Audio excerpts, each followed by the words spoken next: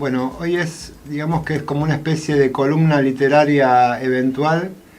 Un poco el interés de la nota esta era la presencia de Juan Jorge Barbero, que está trabajando como profesor acá en la secundaria 1 y justamente hace unos días, el 17 de mayo, dio una charla en la escuela abierta a la comunidad en relación a su área de investigación que tiene que ver con figuras como Antonio Gramsci, Silvio Frondizi, José Pancho Aricó, intelectuales, sí, se puede decir intelectuales de la izquierda, claramente, sin ninguna duda, y a mí me pareció oportuno la presencia en Magdalena de Juan José Barbero, porque no contamos a veces con investigadores de este nivel y en relación a quizás a un tema muy específico, a figuras muy específicas. No son figuras, si bien son de primer nivel, no son de las más conocidas o de las más renombradas, quizás porque pertenecen, en el caso de Gramsci sí, digamos, obviamente hasta el presidente le discute. Claro. Pero en el caso de Silvio Frondizi o José Aricó, pertenecen a tradiciones que quizás quedaron un poco huérfanas de partidarios o están fuera de un poco de las genealogías de los principales partidos de la izquierda o de las principales corrientes de la izquierda partidaria. A mí me pareció interesante invitarlo, por más que sea un tema quizás demasiado específico, un poco raro para un viernes al mediodía también, así que, pero súper oportuno, y en realidad también súper oportuno en relación a un hecho que hubo esta semana, justamente la presentación de un libro en el Luna Park por parte del presidente, que justamente se propone discutir con una tradición de pensamiento de izquierda. Quizás uno de los principales contrincantes intelectuales de Milei sea Antonio Gramsci, pero además para hablar de Silvio Frondizi, de su mirada sobre el rol del municipio, de las comunas municipales, por ahí en contraposición con la cuestión de los partidos municipalistas o lo que se entiende por municipalismo, y también la figura de Pancho Aricó, que quizás tampoco es tan conocido, pero tuvo una relevancia muy importante en los años 80 como miembro del Club de Cultura Socialista, que era un agrupamiento de intelectuales donde estaba Beatriz Sarlo, donde estaba Juan Carlos Portantiero, entre otros, que tuvo mucho que ver un poco con el alfonsinismo, con el pensar la vuelta de la democracia, con el pensar una serie de reformas y de cambios que demandaba la institucionalidad argentina para consolidarse en la vía democrática y en una búsqueda, quizás en ese momento había más esperanzas en las posibilidades de la democracia. No quiero presentar más, presento a Juan Carlos Barbero. Juan Jorge, eso. José Luis, muchísimas gracias por la invitación y agradecer no solo a ustedes, sino también a la gente de la escuela en la que estoy trabajando, la escuela 1, donde estoy dando ahí clases de historia a los alumnos de cuarto año. De historia vendría a ser historia de parte del siglo XX, que fue el momento en el que Gramsci desarrolló su obra, ¿no? En las décadas de 1910, de 1920, de 1930. Fue precisamente en la primera mitad de los años 30 cuando Gramsci, en la cárcel fascista, pudo escribir esa obra que ya es patrimonio de la cultura universal, que son los Cuadernos de la cárcel, entre 1929 y 1935. Como vos decías, mi área de investigación específica es la de Antonio Gramsci. Hace ya muchos años que me dedico a estudiar su obra. También Silvio Frondizi y José Aricó forman parte de esa órbita de intereses tan digamos, fuerte en mi propia trayectoria. Y los tres nombres propios, Antonio Gramsci, Silvio Frondizi y José Aricó, uno italiano y dos argentinos, me fueron presentados allá por el ya lejano año de 1994, hace exactamente 30 años, por Emilio Corbière, que fue mi maestro durante mucho tiempo y a quien le debo precisamente todas estas aproximaciones. Fui su discípulo durante 10 años prácticamente, así que le debo a él una parte muy, muy central, muy significativa de mi dedicación, de mis especializaciones. Y fundamentalmente le debo una cosa muy importante en mi trayectoria como investigador, que fue el hecho de haberme aconsejado, para profundizar mis intereses sobre Antonio Gramsci, aproximarme a la biblioteca de la Embajada de Italia, que fue donde conseguí allí el material que me fue orientando por un camino que no se conocía en lengua española, que no estaba siendo abordado en lengua española, que me permitió a mí conseguir ese material. Pude abordar ese material, comenzar todo el trabajo de traducciones de los años 2005, 2006, 2007, 2008, hasta el año 2012, trabajando muy en solitario. Tuve un golpe de suerte que pude conocer en la Embajada de Italia a Giuseppe Vacca, el autor de uno de los libros que traduje, que en ese momento era el presidente del Instituto Gramsci de Roma, y que, bueno, gracias a él pude ir a Italia en 2 oportunidades, al Instituto Gramsci, a realizar, digamos, a perfeccionar mis traducciones y a hacer otro tipo de estudios, a conocer a toda esta nueva generación de investigadores y a elaborar mi tesis. Digamos, si mi trabajo sobre Gramsci tiene alguna particularidad, es la de haber llegado a la conclusión de que, y al armado de mi tesis, de que existen en los últimos 25 años, ha existido en Italia, se ha conformado en Italia una nueva generación, lo que yo llamo en términos más precisos, una nueva constelación de investigadores de la obra de Gramsci que no tenían una traducción a lengua española, y que precisamente este libro de Cospito es el primer libro que se traduce en el año 2016 de esa nueva constelación de investigadores de la obra de Gramsci.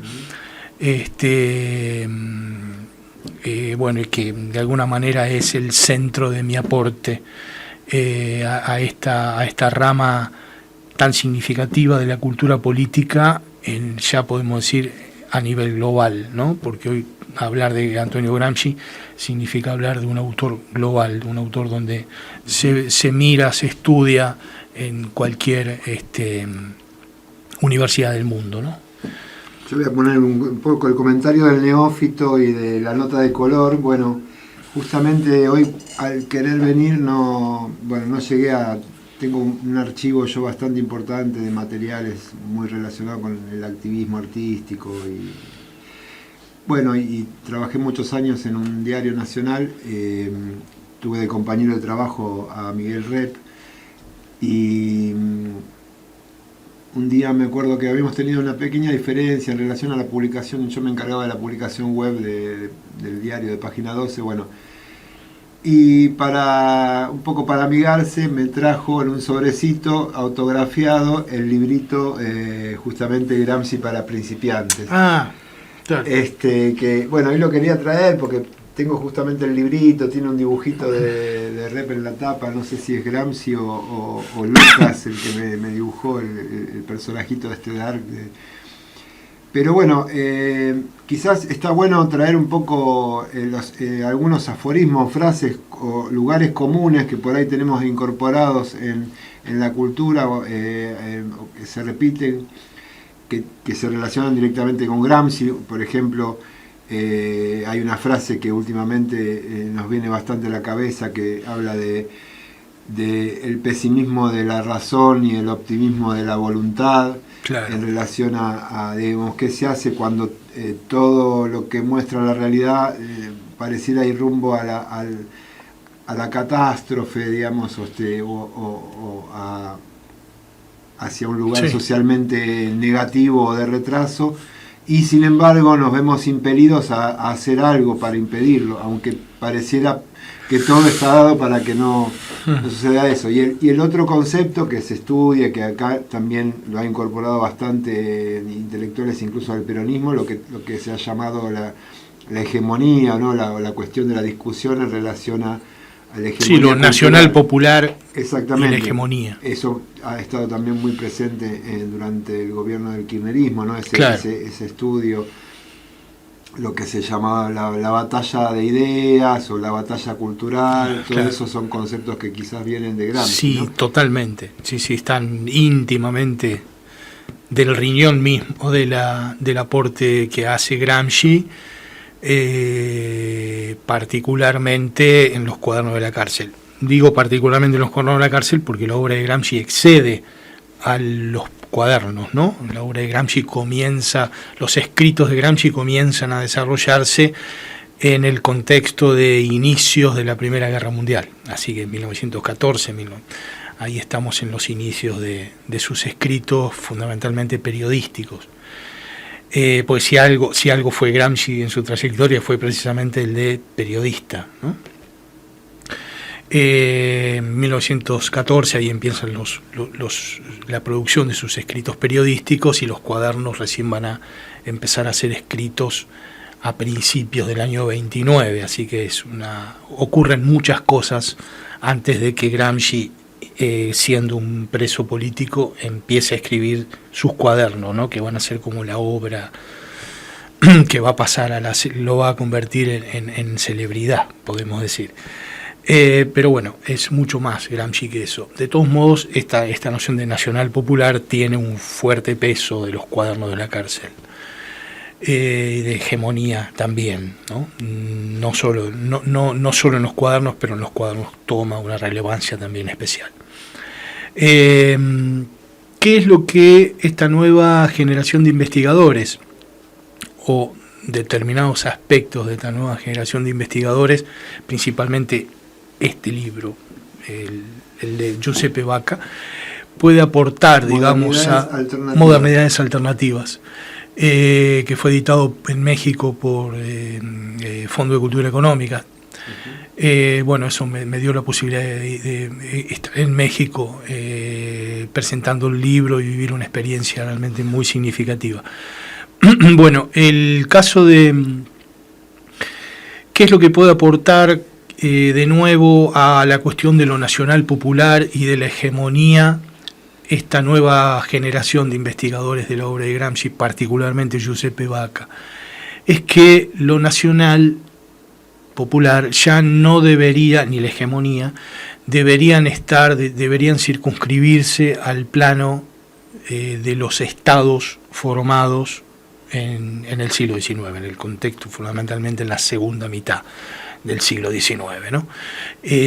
Por eso el libro que yo escribí de mi autoría, de los municipios a la unidad latinoamericana, ahí hay un tema, para los latinoamericanos tiene particular importancia, este tema de llevar la hegemonía y lo nacional popular más allá de los estados nacionales, porque de los estados nacionales formados en el siglo XIX. Porque en realidad la unidad latinoamericana exigirá ir precisamente más allá de esos estados nacionales formados en el siglo XIX, poder crear nuevas formas de soberanía política, nuevas formas de identidad, poder generar nuevas formas de identidad, más allá de esos estados nacionales formados en el siglo XIX. Por ende, la idea aquí toma mucha relevancia, es decir, lo que estoy haciendo con mi trabajo es unir estas nuevas miradas sobre Gramsci con la tradición americana nuestra, que es la de San Martín o la de Simón Bolívar. Es decir, para San Martín mi único partido, decía él, es el partido americano, esa obra tan importante, ese escrito tan importante de Simón Bolívar, que es la Carta de Jamaica, donde él maneja la noción de nación vinculándola a América, no vinculándolo a los estados nacionales que se van a formar producto de la gesta emancipadora, ¿no? Es más, enfatizando que esa formación de los estados nacionales no impida el desarrollo de algo más importante, que es la formación de la nación americana. Probablemente el siglo XIX, a medida que avanzamos y nos acercamos a la segunda mitad del siglo, nos vamos a encontrar con ese impedimento, ¿no? Que la formación de los estados nacionales terminó siendo más un obstáculo para el desarrollo de la nación americana que algo que facilitara el desarrollo de la nación americana.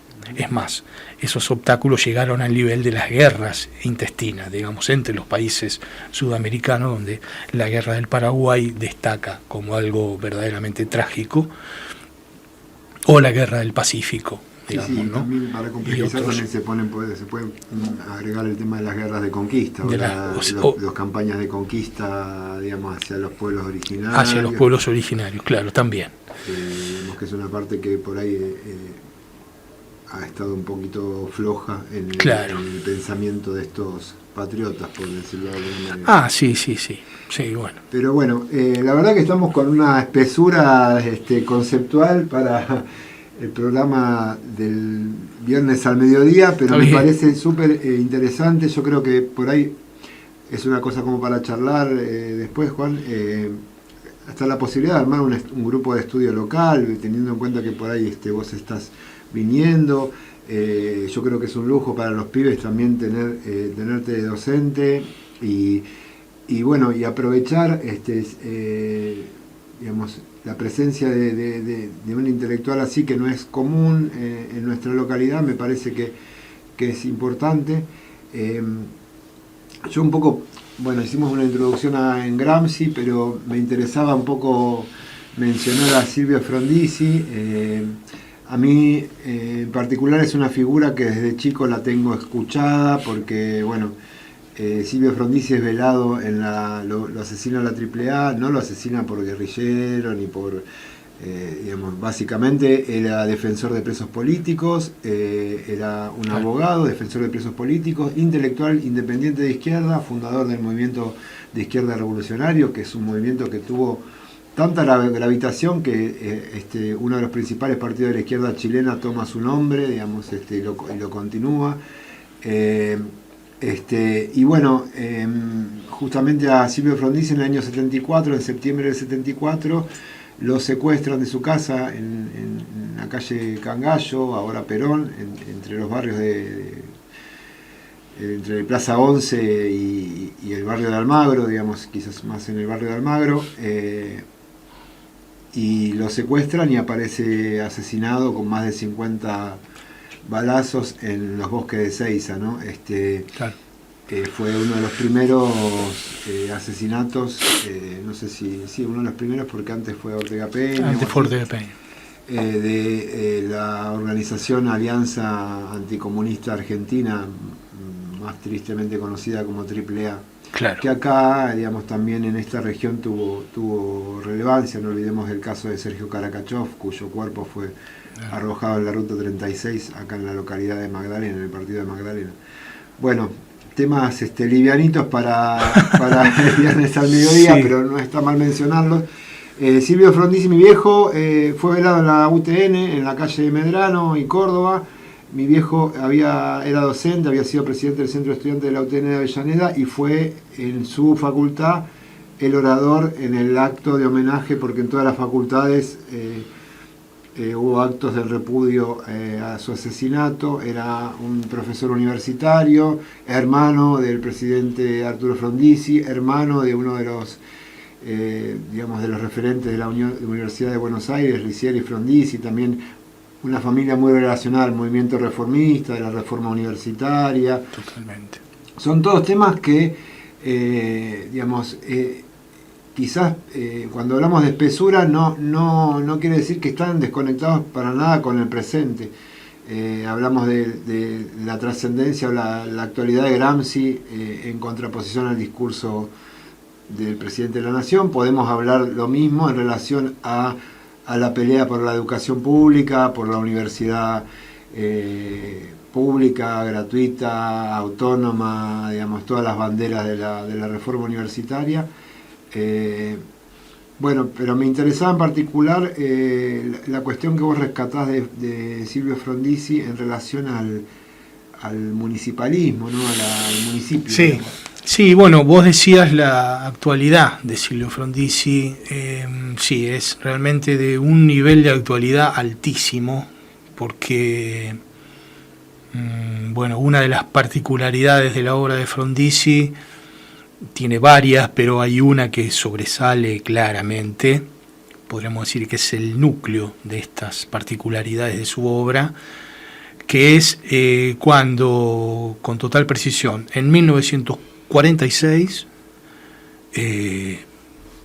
a un año de haber terminado la Segunda Guerra Mundial, de haberse, del lanzamiento de las bombas atómicas, a un año del lanzamiento de las bombas atómicas, con la creación del Fondo Monetario Internacional y del Banco Mundial, que son instituciones que se crean simultáneamente, respondiendo a necesidades, podríamos decir, diferentes pero complementarias del orden internacional, donde Estados Unidos tiene un papel, por supuesto, destacadísimo. Silvio Frondizi va a hablar precisamente, va a poner el ojo, decir, la creación del Fondo Monetario y del Banco Mundial no son una cuestión menor, es una cuestión muy, muy importante para Frondizi en la sociedad contemporánea, el proceso de formación de estas instituciones, que vale decir, hoy tienen un peso, siguen teniendo un peso muy, muy gravitante. La formación de esas instituciones hablan de una reconfiguración de la lógica capitalista y de la formación de una nueva etapa, podríamos decir, de una nueva instancia. Es una reconfiguración de la lógica del capitalismo que implica una nueva instancia en su desarrollo. Y él le pone un nombre, que es el de integración mundial capitalista. Es realmente muy importante. Esto es una tesis, podríamos decir, más allá de, sin exagerar, podríamos decir que tenemos al intelectual que vio en el momento mismo en que esto se gestaba, que esta lógica se gestaba, que arma toda una tesis de interpretación, digamos, sobre esto, en un folleto que es una especie de opúsculo, y lo que podríamos llamar hoy un paper, ¿no? Que titulado panfleto se le llamaba también. Sí, la evolución pero tiene un tipo de redacción, eso que no tiene que ver con el panfleto, ¿no? Eso es como un género, digamos, diferente. Pero el título es la evolución capitalista y el principio de soberanía. Ese es el título de ese texto, que se lo iban a publicar, una agencia internacional se lo iba a publicar, y al final, después, precisamente por el contenido que tenía, no fue publicado, así que lo publicó el propio Frondizi, y fue muy criticado principalmente por la gente del Partido Comunista. En ese momento, en 1946, Frondizi intentó establecer un vínculo con el Partido Comunista, tomando como eje precisamente su tesis sobre la evolución del capitalismo hacia lo que él llama la integración mundial. Y el Partido Comunista rechazó, principalmente de parte de uno de los referentes intelectuales del Partido Comunista en el momento, que era Rodolfo Ghioldi, que le hizo una contestación, digamos, muy negativa, le hizo una mirada muy negativa de su folleto. Y así que ahí rompió vínculos Frondizi con esos vínculos que él quería establecer con el Partido Comunista de la época, no pudo continuarlos. Y ahí de alguna manera empieza la búsqueda de una línea política alternativa, podemos llamar de nueva izquierda. Por eso que ese me parece que por lo menos mi tesis es esa, ¿no? De que ese folleto de Frondizi sobre la integración mundial capitalista es como la piedra fundacional de lo que años después se llamó la nueva izquierda, ya en los años 50, ¿no? Pero no hay nada más nuevo que esa tesis de Frondizi sobre la integración mundial capitalista. Esto es una cuestión, una enorme novedad. Yo creo que hay miles de capas en lo que estamos hablando. Me estabas hablando del PC del 46, Ghioldi, era un PC claramente estalinista, claramente antiperonista. Caracterizaban al peronismo como una variante del fascismo, muy, a mi entender, equivocadamente, o no viendo el componente de clase que tenía el peronismo. Una cosa que ya veían por ahí Milciades Peña u otros intelectuales, o incluso el mismo Silvio Frondizi lo empezaba a ver. Claro.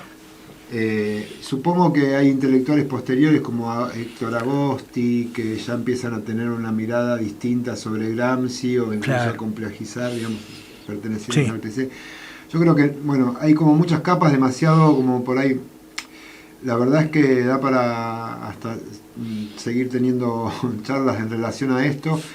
Nos queda un poquito afuera Pancho Aricó. Yo, digamos, una cosa que quería contar de Silvio Frondizi, justo en el año 2017 presenté una pintura en el concurso de pintura del Banco Central, que es un concurso nacional con premios, bueno, y la pintura estaba hecha en base a la radiofoto que mostraba, la radiofoto para que los más jóvenes sepan, eran fotos que se transmitían básicamente en código de radio, por radio, que había un aparato en las redacciones que recibía esa radiofoto y estaba llena era una imagen en blanco y negro muy tosca, había que adivinarla y llena a veces de drops o de pequeños errores donde la información visual faltaba, y en base a la radiofoto del cuerpo justamente de Silvio Frondizi en la ambulancia en los bosques de Seiza, es una pintura que fue seleccionada en ese... mira. Sí, saqué una mención en el premio del Banco Central del 2017. Bueno, este año se cumplen 50 años del asesinato. Claro, 1974-2024, así que... Sí, bueno, Frondizi y Ortega Peña tuvieron una amistad muy profunda. De hecho, la última aparición pública de Silvio Frondizi y de Ortega Peña fue ellos juntos, si mal no recuerdo, en la ciudad de Rosario, pocos días antes del asesinato de Ortega Peña, que fue, si mal no recuerdo, agosto, me parece que fue en junio o julio, creo que fue en julio del 74. 2 meses antes del asesinato de Frondizi. Bueno, así que la amistad era muy profunda entre ellos, y principalmente por el tema, eran abogados, y el tema de la defensa de los presos políticos, ¿no? Eso era muy importante. Otra actualidad es, bueno, cuando se exacerban los discursos de odio, los discursos contra la izquierda, contra el comunismo en términos genéricos, pueden darse estos hechos. Eso es otra realidad. Había la violencia política armada en ese momento, era otro que lo que vemos ahora, claro. Pero digamos, no, a veces el fundamento teórico, por decirlo de alguna manera, si es que lo tienen, grupos como la AAA a veces se parecen bastante a otros discursos que se están enarbolando actualmente, digamos, claro, ¿no? Sí, bueno. Sí. Bueno, con respecto volviendo a la figura de Frondizi particularmente, yo te señalé la tesis de él sobre la integración mundial capitalista, que es de verdaderamente una genialidad. Uno tiene que ponerlo, me parece, en ese nivel, merece ese aporte de Frondizi ser estudiado de una manera muy minuciosa. Yo lo he hecho, pero por supuesto que esto supera ampliamente la capacidad de un solo investigador, de un solo que esto tiene que ponerse en el centro de la escena. Me parece que es una pieza valiosísima del mundo político intelectual argentino, de la historia de la intelectualidad política argentina, esa tesis de Frondizi sobre la integración mundial capitalista en 1946. Y otra particularidad que él va a tener es la importancia, porque esta vendría a ser una particularidad macro, ¿no? La de la integración mundial. Ahora tiene una particularidad micro, que es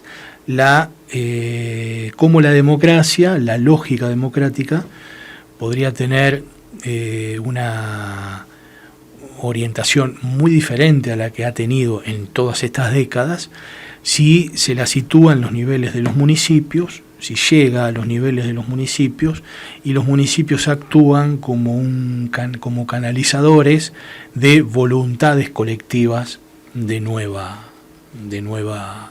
cuño, podríamos decir, ¿no? Con nuevas características, yendo hacia la lógica que era muy cara, digamos, al pensamiento de Frondizi de la democracia directa, hasta el punto de no separar. Él, bueno, era un especialista en derecho político, era un especialista, podríamos decir, un especialista en Derecho Constitucional y en Derecho Político.